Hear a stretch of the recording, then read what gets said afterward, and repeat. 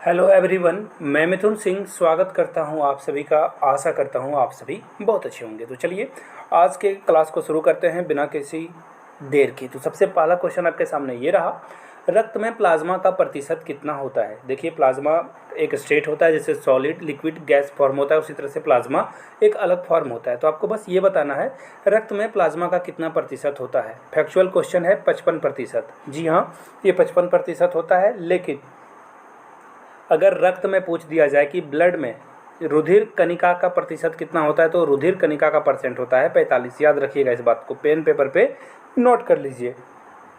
अगर पूछा जाए रक्त में जो जल का प्रतिशत है वो कितना होगा, तो देखिए जल का प्रतिशत 99 होता है, सॉरी 90 होता है। तो ये सारे क्वेश्चंस को आप एक्स्ट्रा में कर लीजिएगा। अगले क्वेश्चन की ओर हम लोग बढ़ते हैं। आंसू का पीएच मान कितना होता है। तो देखिए आंसू का पीएच मान 7.4 होता है, पहली बात। दूसरी बात, ब्लड का भी पीएच वैल्यू जो है वो सेम ही होता है 7.4। और अगर दूध का पूछ दिया जाए ना, तो ये 6.4 जो था ये होता है मिल्क का। किसका होगा? मिल्क का। तो इन चीज़ों को आप देख लीजिए। तो फिलहाल जो राइट आंसर है आपका वो होगा ऑप्शन ए।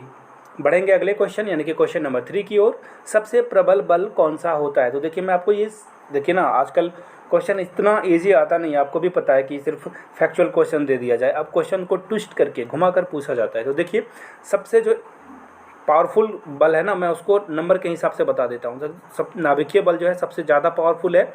इसके बाद आएगा चुंबकीय बल की बात। चुंबकीय बल इसके बाद जो है ताकतवर है। उसके बाद वंडर बल, और सबसे लास्ट में गुरुत्वाकर्षण बल, ग्रेविटेशनल, समझ रहे हो, ग्रेविटी। तो सबसे लास्ट में डी आएगा। सबसे कमज़ोर कौन होगा? गुरुत्वाकर्षण। और सबसे मजबूत यानी कि प्रबल बल कौन होगा? नाभिकीय बल। तो राइट आंसर आपका होगा ऑप्शन नंबर ए। बढ़ेंगे क्वेश्चन नंबर 4 की ओर, जो कि आपके सामने ये रहा। बिल्कुल फैक्चुअल क्वेश्चन है। सबसे लंबी अक्षांश रेखा कौन सी है। तो 0 डिग्री अक्षांश रेखा सबसे लंबी है। तो आंसर आपका क्या होगा? ए। बढ़ेंगे अगले क्वेश्चन यानी कि क्वेश्चन नंबर 5 की ओर। बताया गया है कि कौन सा सुमेलित नहीं है। देखिए इस पे ध्यान दीजिएगा, क्वेश्चन ना आजकल नहीं में ज़्यादा पूछा जा रहा है। तो 3 ऑप्शन तो सही है, चौथा ऑप्शन रॉन्ग है। वो कौन सा है? तो देखिए एक्स किरण की खोज जो है रोंटजन ने की है, बिल्कुल सही है। लघु किरण की खोज हर्सले ने की है, बिल्कुल सही है। पराबैंगनी किरण की खोज रिचर ने की है, बिल्कुल सही है। लेकिन ये जो गामा किरण है ना, ये इसका राइट आंसर नहीं होगा। राइट आंसर आप इसका यहाँ से नाम देख लीजिए। मैं इंग्लिश में इसका नाम पॉल है। यहाँ से आप मैं पूरा नाम आपको दिखा देता हूँ, ये नाम आप प्लीज़ नोट कर लीजिएगा। अगले क्वेश्चन यानी कि क्वेश्चन नंबर 6 की ओर बढ़ते हैं। निम्नलिखित में से कौन सा पुरस्कार यूनेस्को के द्वारा दिया जाता है। देखिए 3 नहीं दिया जाता है, 1 दिया जाता है। तो फिलहाल जो इसका राइट आंसर होगा वो देख लीजिए। कलिंग पुरस्कार जो है यूनेस्को के द्वारा दिया जाता है, याद रखिएगा। और रमन मैग्सेसे पुरस्कार के बारे में छोटी सी इन्फॉर्मेशन दे दूं, ये फिलीपींस गवर्नमेंट के द्वारा दी जाती है। और फिलीपींस गवर्नमेंट रमन मैग्सेसे पुरस्कार तो देती ही है, पहली बात। दूसरी बात, रमन मैग्सेसे पुरस्कार वहाँ के जो फिलीपींस के प्रेसिडेंट है ना, रमन मैग्सेसे, उनके नाम पे दिया जाता है। और इसे एशिया का नोबेल प्राइज़ भी कहा जाता है। बढ़ेंगे क्वेश्चन नंबर 7 की ओर। गेंडा परियोजना का आरंभ कब हुआ था। फैक्चुअल क्वेश्चन है और इसका जो राइट आंसर होगा वो होगा 1987 यानी कि डी इसका राइट आंसर हो जाएगा। अगले क्वेश्चन की ओर हम लोग बढ़ते हैं। क्वेश्चन नंबर 8, ग्रीन मफलर का संबंध किससे है। बहुत आसान क्वेश्चन है। ग्रीन मफलर को बोला जाता है, ध्वनि प्रदूषण को ग्रीन मफलर कहा जाता है, याद रखिएगा इस बात को। Very important question. इसका राइट आंसर क्या हो जाएगा? Option C. बढ़ेंगे क्वेश्चन नंबर 9 की ओर। ईस्ट में कौन सा विटामिन पाया जाता है। तो देखिए ईस्ट में जो है ना विटामिन सी पाया जाता है। क्या पाया जाता है? Vitamin C. तो राइट आंसर आपका क्या हो जाएगा? ऑप्शन 29 का जो आंसर है, सॉरी ये विटामिन बी होगा। ईस्ट जो है विटामिन बी में पाया जाता है। और जो खट्टे फल है ना, जितने भी फल खाते हो आप, जो आपको थोड़े से खट्टे दिखते हैं, वो है विटामिन सी, उसमें मिलेगा आपको। जैसे अगर आप संतरा खाते हो, ऑरेंज खाते हो, तो उसमें आपको विटामिन सी मिलेगा। और विटामिन सी हमारे हड्डियों के लिए अच्छा होता है। पढ़ेंगे क्वेश्चन नंबर 10 की ओर। सिंपल है, फिर से आपको बताना है कि कौन सा सही नहीं है। बोकारो झारखंड में आता है, बिल्कुल सही है। भिलाई छत्तीसगढ़ में आता है, बिल्कुल।